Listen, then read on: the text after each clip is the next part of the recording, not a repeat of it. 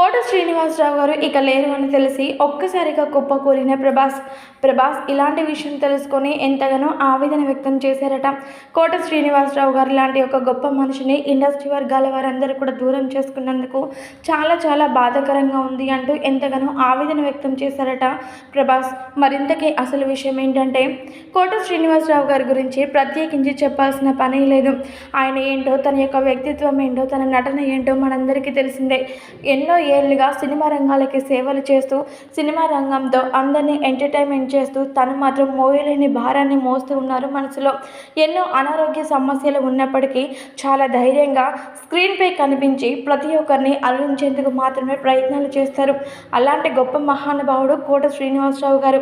అయితే ఆయన గత కొంతకాలంగా కాలుకు పుండు, అలాగే షుగర్, బీపీలతో ఎంత ఇబ్బంది పడుతున్నారో మనందరికీ తెలిసిందే. అయితే మరి అలాంటి ఆయన అనారోగ్య సమస్యలతో ఎంతగానో బాధపడుతూ ఒక్కసారిగా మృతి చెందాడు.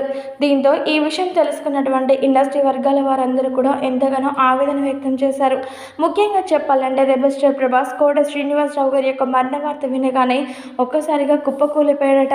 కోట శ్రీనివాసరావు గారు లాంటి ఒక గొప్ప నటుడిని మేమందరం కూడా మిస్ అయినందుకు చాలా బాధాకరంగా ఉంది. ఆయనకి నాకు ఉన్న అనుబంధం చాలా గొప్పది.